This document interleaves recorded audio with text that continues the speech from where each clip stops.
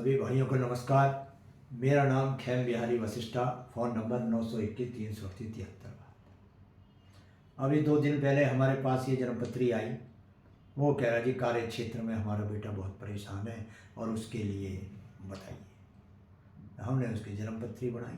मैंने कि इसके तो ग्रह अपने आप ही बता रहे हैं हम कार्य क्षेत्र में परेशान करेंगे। कह रहा जी हमें तो कुछ नज़र आता नहीं है। मैंने क्या होगा तुम्हें दिखा देता हूँ एक ग्रह। उन्हें लेकर दिखा दिया जी ये ग्रह है। मैंने कि 10वां भाव कार्य क्षेत्र का होता है। मैंने कि सब जानते हैं ये रहा 10वां भाव। राशि कौन सी है? शनि की राशि बैठी है 11। शनि कहाँ बैठा? 8वें बैठा। शनि की तीसरी दृष्टि से अपने भाव को देख रहा है, तो नौकरी जो ना बहुत बढ़िया रहेगी। शुक्र बुध कौन है? शुक्र बुध मित्र है।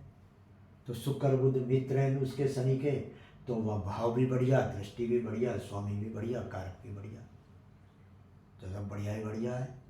कह रहा कि नौकरी तो बहुत बढ़िया है पर अब तो संकट आ रहा है। अरे मैं तुम्हें यही तो बताने जा रहा हूँ कि संकट क्यों आ रहा है।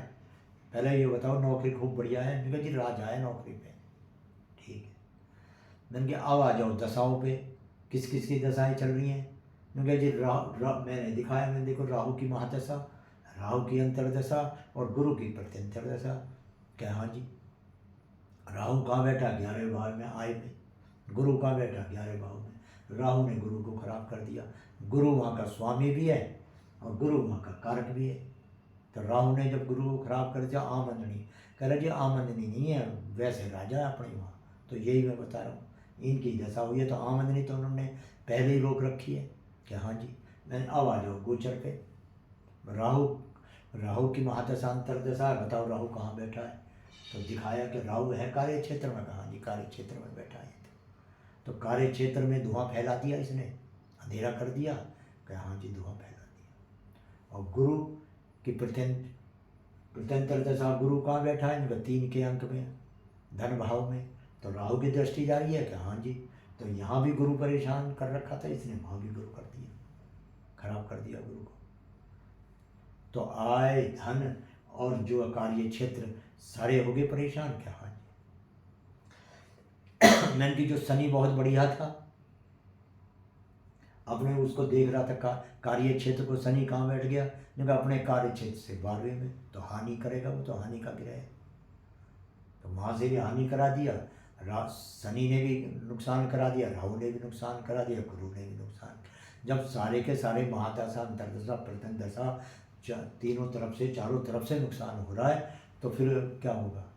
कहा जी सही कह। आपने उपाय लिखवा दिया, लो जी ये उपाय उपाय करें ठीक हो जाएगा। बहन की भैया जितना ही बड़ा तगड़ा पत्थर हो और उस पर चोट लगती रहेंगी तो उसको टूटना पड़ेगा।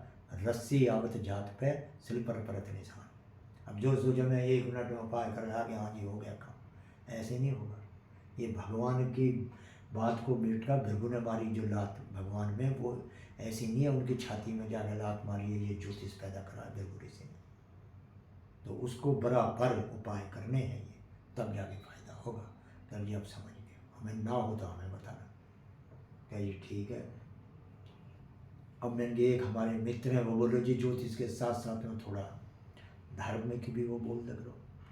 मैंने भाई मेरे पे लाग लपेट तो आती नहीं है इधर से ड्रामेबाजी। मैं तो सीधा जैसे ज्योतिष में सीधी सीधी बता दे, सब समझ जाएंगे। हाँ जी ये हो रहा, अनपढ़ भी समझ जाएगा कि भाई साहब ये परेशानी यो हो रही है। ऐसी मेरे पे ज्योतिष का है। एक होते हैं महापुरुष जो अपने क्षेत्र में फेमस होते हैं, एक होते हैं युग पुरुष जो पूरे देश और पूरे संसार में छा जाते हैं।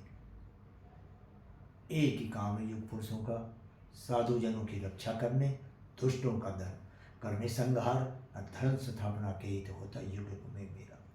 दुष्टों का संहार करते हैं और धर्म की स्थापना करते हैं। मैं रामचंद्र जी पैदा हुए, किसी की पहचान में नाम है, बहुत कम लोग थे जो पहचान सके थे, जो बड़े बड़े साधु और ज्ञानी थे। और तो परशुराम जैसे जी पे विचारों पर नहीं पहचान सके। तो उन्होंने नेपाल से लेकर और लंका तक डंका बजा दिया दुष्टों का, घर में घुस घुस के मारे एक एक दुष्ट को। चाहे रावण हो, चाहे बाली हो, चाहे शूर्पणखा हो, या कोई भी हो, छोड़ा नहीं उसको।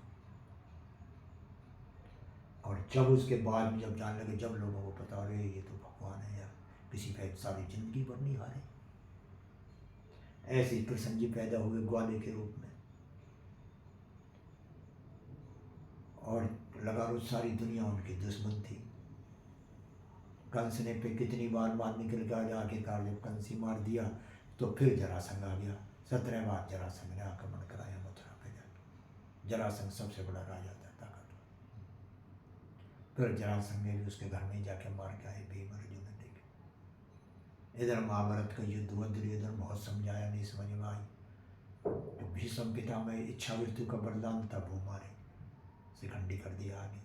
द्रोणाचार्य मारे, जो कहते थे अस्त्र जब तक हाथ में रहेगा, मैं परशुराम शिष्य हूँ, जब तक अस्त्र हाथ में, जब तक ये कोई ना हरा सके, वो भी यहीं उड़वा दिए। कारण मैं सूर्य पुत्र हूँ। दुर्योधन की जंघाई तोड़ दी, कर लो, सबको उड़ा दिया। तो उन्होंने अपने लिए न रामचंद्र जी ने करा, न कृष्ण जी ने करा। ऐसे ही आज के युग में पहचान सको तो पहचान लो, मोदी जी लगा लो, भागवत जी लगा लो, डॉक्टर हेडगरवाल लगा लो, सब एक ही पेड़ के फल हैं। कोई बीज है, डॉक्टर हेडगरवाल बीज थे, ये पेड़ की डाली है भागवत जी, और ये उसका फल है मोदी जी, उसका पेड़ का। और युग पुरुष नहीं है तो क्या है, इनका काम भी यही है, धर्म की स्थापना और दुष्टों का संग्राम। तो यही मैं कह रहा हूँ कि अब जिस जो पहचान सके पहचान लेगा, नहीं पहचान लेगा। रामचंद्र जी से दुनिया लड़ती रही मरने के लिए, पतंगे आए और दीपक पे आकर जल जल मरे। मोदी जी क्या थे, अरे चाय वाले के बेटे करीब से, और जिस दिन से एक बार चीफ मिनिस्टर बनाए और आज तक पीछे मुड़ के नहीं देखा क्या है। तो वो कौन सी शक्ति काम कर रही है इनके पीछे। तो जिसे पहचानने पहचान लो, ना पहचान। तो सीधी सीधी बात करता हूँ, मेरे बस की वो लपेटा नहीं। तो सभी भाइयों से अनुरोध है मेरा कि जो हमारे चैनल को लाइक कर देना, सब्सक्राइब कर देना। जितना चैनल देखते हैं उतने ज़्यादा हमारे हौसले बढ़ते हैं, और अच्छी अच्छी चीज़ें जो है निकल के आएंगी, रामायण की, गीता की, वेदांत की, सारी चीज़ें जो है ना, जो भी हम पे आता है, जैसा भी टूटा फूटा वो आप पे बताते रहेंगे। सभी भाइयों को नमस्कार।